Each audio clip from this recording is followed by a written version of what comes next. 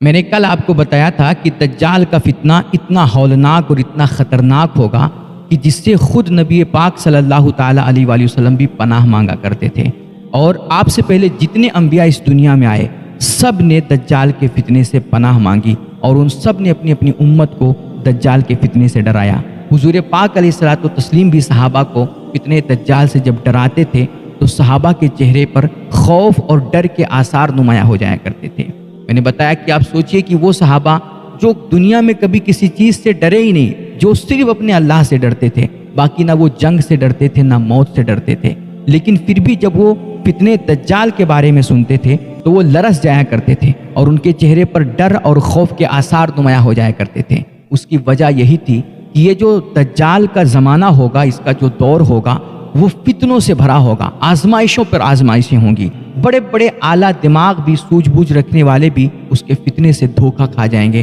اور لوگ اس کے فتنوں کا شکار ہو جائیں گے۔ کہتے ہیں یہ خبیث جب دنیا میں آئے گا تو سب سے پہلے اپنے آپ کو بڑا نیک، متقی اور پرہیزگار ظاہر کرے گا، ان لوگوں کو اچھائیوں کی اور نیکیوں کی دعوت دے گا اور اپنے آپ کو بڑا ولی ظاہر کرے گا۔ جب لوگ اس سے قریب ہوں گے تو پھر یہ معاذ اللہ نبوت کا دعویٰ کرے گا، اور پھر آخر میں یہ خبیث بڑھ کر کے اپنے آپ کو خدا کہلوانے لگ جائے گا۔ حضور پاک فرمایا کرتے تھے کہ یہ خبیث کانا ہوگا، مسیح دجال کہتے ہیں، اس کی ایک آنکھ مٹی ہوئی ہوگی،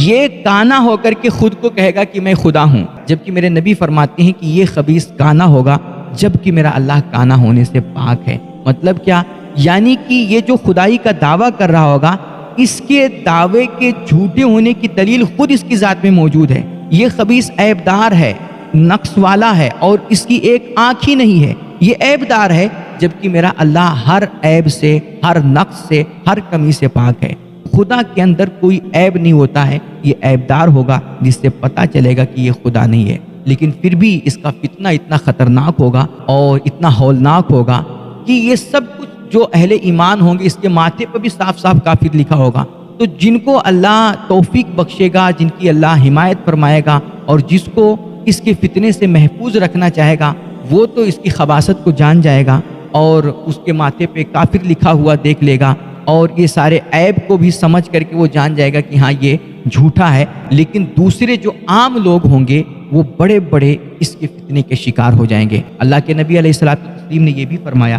کہ دیکھو اس کے شعبدے کتنے خطرناک ہوں گے۔ یہ مسند احمد کی روایت ہے، اللہ کے نبی علیہ الصلوۃ والتسلیم فرماتے ہیں کہ جب دجال آئے گا تو اس کے ساتھ دو فرشتے بھی ہوں گے، ایک داہنی طرف اور ایک بائیں طرف، اور کہتے ہیں وہ دونوں فرشتے دو نبیوں کی صورت میں ہوں گے۔ اللہ کے نبی یہاں تک فرماتے ہیں کہ اگر میں چاہوں تو میں ان نبیوں کے اور ان کے باپوں کے بھی نام بتا سکتا ہوں۔ بہرحال آزمائش کے لیے اس کے اگل بغل دو فرشتے ہوں گے، اور پھر یہ خبیث کہے گا ان فرشتوں کو مخاطب کر کے کہ کیا میں تمہارا رب نہیں ہوں، اور کیا میں کسی کو زندگی نہیں دے سکتا، کیا میں کسی کو مار نہیں سکتا؟ تو وہ ایک فرشتہ بولے گا کہ تو جھوٹا ہے، یعنی کہ دجال کی تکذیب کرتے ہوئے کہے گا کہ تو جھوٹا ہے۔ لیکن یہ جو فرشتہ کہے گا نا کہ تو جھوٹا ہے، اس کی بات کو عام لوگ نہیں سن پائیں گے،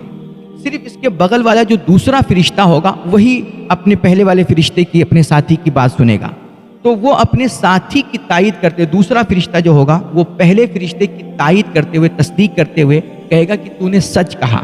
تو اس کی جو یہ بات کہے گا کہ تو نے سچ کہا، یہ بات عام لوگ بھی سن لیں گے، تو عام لوگ سمجھیں گے کہ شاید یہ دجال کو سچا کہہ رہا ہے۔ اس طرح وہ بڑے سے بڑے لوگ بھی نا یار اس کے فتنے میں پڑ جائیں گے اور اس کو معاذ اللہ اپنا خدا ماننے لگ جائیں گے۔ اور ایک دوسری روایت ہے، اس کے راوی حضرت حذیفہ رضی اللہ تعالیٰ عنہ ہیں، وہ کہتے ہیں کہ اللہ کے نبی علیہ الصلوۃ والتسلیم نے فرمایا کہ جب اللہ کا دشمن یہ دجال آئے گا تو اس کے ساتھ جو ہے ایک یہودیوں کا بہت بڑا لشکر ہوگا، اور اس کے علاوہ دوسرے لوگ بھی اس کے ساتھ ہوں گے۔ اور یہ بھی فرمایا گیا کہ مغرب اور مشرق یعنی پوری دنیا کے جتنے شیاطین ہیں، جتنے بڑے بڑے شیطان ہیں، سب اس کے لشکر میں شامل ہوں گے، اور یہ خبیث ان سے جو چاہے گا کروائے گا، وہ سب اس کے حکم کے پابند ہوں گے، اور اس کے ساتھ جنت بھی ہوگی، دوزخ بھی ہوگی، لیکن اس کی جو جنت ہوگی وہ حقیقت میں جو دوزخ ہوگی، اور جو دوزخ ہوگی اس کی وہ حقیقت میں جنت ہوگی۔ اور اس کے کھانے پینے کے لیے سرید کا ایک بہت بڑا پہاڑ ہوگا۔ سرید ایک قسم کا کھانا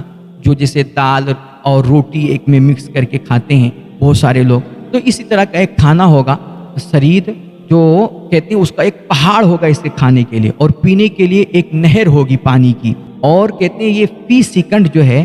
82 کلومیٹر کی رفتار سے چلے گا۔ اللہ اکبر۔ اور یہ گمراہ کیسے کرے گا؟ کہتے ہیں لوگوں کو اکٹھا کرے گا اور کہے گا کہ میں تمہارا رب ہوں، کہو تو میں سورج کو روک دوں، اور پھر لوگ کہیں گے کہ ہاں روک دے، تو یہ اشارہ کرے گا اور سورج رک جائے گا، اور پھر ایک دن 1 سال کے برابر ہوگا، اور دوسرا دن 1 مہینے کے برابر، اور تیسرا دن 1 ہفتے کے برابر۔ وہ سورج رک جائے گا کہنے پر، اور پھر کہے گا کہ اب میں اس کو چلا دوں، تو لوگ کہیں گے ہاں چلا دے، تو پھر سورج چلنے لگ جائے گا اور عام دن کی طرح سارے دن ہونے لگ جائیں گے۔ یہ 40 دن اس دنیا میں رہے گا اور یہی سب تماشا کرے گا۔ کہتے ہیں جب یہ لوگ دیکھیں گے تو پھر اس کے فتنے میں مبتلا ہوں گے، اور ایک بڑی جماعت اس کو اپنا خدا معاذ اللہ ماننے لگ جائے گی۔ کہتے ہیں ایک عورت بھی آئے گی اور وہ چلاتی ہوئی آئے گی اور کہے گی اے میرے خدا معاذ اللہ، اے یا رب، آپ میرے بیٹے کو اور میرے شوہر کو زندہ کر دیجئے۔ تو یہ خبیث اشارہ کرے گا، اور 2 شیطان جو ہوں گے نا، ایک اس کے بیٹے کی صورت میں اور دوسرا اس کے شوہر کی صورت میں آ کر کے اس کے سامنے کھڑے ہو جائیں گے۔ تو وہ عورت سمجھے گی کہ اس نے میرے بیٹے کو اور میرے شوہر کو زندہ کر دیا، اور اس طرح لوگ جو ہے پھر اس کو خدا ماننے لگ جائیں گے۔ اسی طرح ایک روایت ہے حضرت کعب احبار رضی اللہ تعالیٰ عنہ کی، وہ کہتے ہیں کہ یہ دجال جو ہے یہ اردن کے علاقے میں آئے گا، اور یہاں پر کچھ پہاڑ ہوں گے جن کا نام طور ہوگا، صابور ہوگا اور جودی ہوگا، اس طرح کے 2-3 پہاڑ ہوں گے۔ یہ ان کو کہے گا، ان پہاڑوں کو بلائے گا، تو کہتے ہیں وہ پہاڑ آپس میں ایسے لڑنے لگ جائیں گے جیسے یہ 2 بکرے مینڈھے جو ہوتے نا، دمبے، وہ آپس میں لڑتے ہیں، یا بیل جو آپس میں سینگوں سے لڑتے ہیں۔ وہ فرماتے ہیں اس طرح جو ہے سارے پہاڑ آپس میں لڑنے لگ جائیں گے، اور یہ سب سارا تماشا، اس کے سارے شعبدے جو ہے یہ لوگ اپنی آنکھوں سے دیکھ رہے ہوں گے، اور اسی لیے لوگ کثرت کے ساتھ زیادہ سے زیادہ اس کے فتنے کے شکار ہوں گے۔ اللہ ہم سب کو اس کے فتنے سے محفوظ رکھے۔ اور پھر کہتے ہیں کہ یہ ان پہاڑوں کو اپنی جگہ واپس جانے کا بھی حکم دے گا، اور پھر وہ پہاڑ چلے جائیں گے۔ تو یہ بڑا خطرناک اور بڑی آزمائش کا دور ہوگا، بڑی آزمائش کا زمانہ ہوگا۔ اسی لیے صحابہ کرام اور خود نبی پاک علیہ الصلوۃ والتسلیم اس خبیث کے فتنے سے وہ اللہ کی پناہ مانگا کرتے تھے۔ آج ہم لوگ بہت ہلکے میں لے رہے ہیں اور شاید اس کو بہت معمولی سمجھ رہے ہیں، اس لیے ہماری اس کی طرف کوئی توجہ نہیں ہوتی ہے۔ آپ سوچیے کتنا خطرناک وہ فتنہ ہوگا یار، کہ جب حضور پاک علیہ الصلوۃ والتسلیم اپنے صحابہ کو سناتے تھے تو صحابہ کے چہرے پر خوف کے آثار نمایاں ہو جایا کرتے تھے، وہ لرز جایا کرتے تھے۔ یار ہمیں ہر وقت نہ اپنی نمازوں میں، اور خاص طور پہ جمعہ کے دن، میں نے بتایا تھا کل کہ جمعہ کے دن نہ آپ سورہ کہف کی تلاوت کا ضرور معمول بنائیں۔ اگر آپ قرآن پڑھ نہیں سکتے تو سب سے پہلے تو آپ کو قرآن پڑھنا سیکھنا چاہیے، لیکن اگر آپ پڑھ نہیں سکتے تو کسی سے پڑھوا کر کے سن لیا کریں۔ اور آج کل تو موبائل فون کا دور ہے، زمانہ ہے، آپ خود موبائل فون پر بھی آپ سورہ کہف کی تلاوت سن سکتے ہیں، تو اس کا اہتمام ضرور کریں۔ فرمایا گیا ہے کہ جو شخص جمعہ کے دن سورہ کہف کی تلاوت کرے گا تو اللہ رب العزت اسے ہفتے بھر کے تمام فتنوں سے، حتیٰ کہ فتنے دجال سے بھی محفوظ رکھے گا۔ اللہ ہم سب کو پناہ نصیب فرمائے اور ہم سب کو اس فتنے سے محفوظ فرمائے۔ حضرت عبداللہ ابن عمر رضی اللہ تعالیٰ عنہ ہیں، وہ دجال کی طاقت کا ذکر کرتے ہوئے فرماتے ہیں کہ دجال کی جو فوج ہوگی اور دجال کا جو لشکر ہوگا، اس کا ہر اول دستہ 70 ہزار فوجیوں پر مشتمل ہوگا، اور اس کے تمام فوجی یہ کہتے ہیں چیتے سے زیادہ تیز اور پھرتیلے اور بہادر ہوں گے۔ کسی شخص نے آپ سے پوچھا کہ پھر اس کے لشکر کا مقابلہ کون کر پائے گا؟ تو آپ نے فرمایا اللہ کے سوا اس کے لشکر کا کوئی مقابلہ نہیں کر پائے گا۔ اس لیے ہمیں اللہ سے بہرحال مدد مانگنی چاہیے اور اس کی اس فتنے دجال سے پناہ مانگتے رہنا چاہیے۔ حضرت حذیفہ رضی اللہ عنہ کی روایت ہے، یہ ساری باتیں یہ نعیم بن حماد کر کے نا، ان کی ایک کتاب ہے الفتن کر کے، اس میں آپ باقاعدہ پوری تفصیل کے ساتھ دیکھ سکتے ہیں، پڑھ سکتے ہیں۔ کہتے ہیں کہ یہ خبیث جو ہے نا، دجال جو ہے، میں نے بتایا کہ یہ فی سیکنڈ کی میں بات کر رہا ہوں، یہ فی سیکنڈ 82 کلومیٹر کی رفتار سے پوری دنیا میں چلے گا اور دورہ کرے گا۔ یہ گدھے پر سوار ہوگا، اور اس گدھے پر سوار ہو کر کے چاہے سمندر ہو، جنگل ہو، کچھ بھی ہو، یہ پوری تیزی کے ساتھ اسے رونتا پھانگتا اور پوری دنیا کا چکر لگائے گا۔ اس وقت اللہ رب العزت حضرت عیسیٰ علیہ الصلوۃ والتسلیم کو نازل فرمائے گا، اور آپ آئیں گے اور اس خبیث کا پیچھا کریں گے۔ کہتے ہیں یہ جو ہے حضرت عیسیٰ علیہ الصلوۃ والتسلیم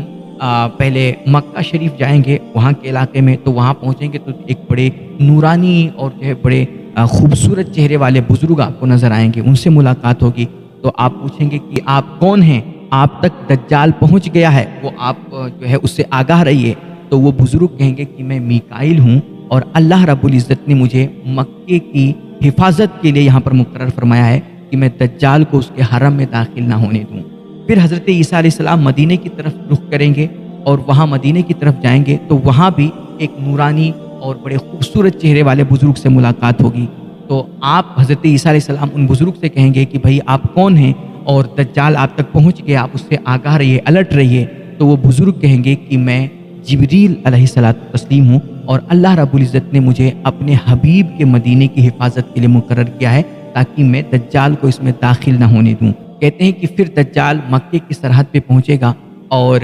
وہاں پر حضرت میکائیل کو دیکھے گا تو یہ پیٹ پھیر کر کے بھاگے گا، لیکن وہاں ایک چیخ مارے گا جس سے مکے کے اندر جتنے منافق مرد اور عورتیں ہوں گی وہ سب نکل کر کے اس کے لشکر میں شامل ہو جائیں گی، اور پھر یہ مدینے کی طرف جائے گا اور پھر وہاں پہنچے گا تو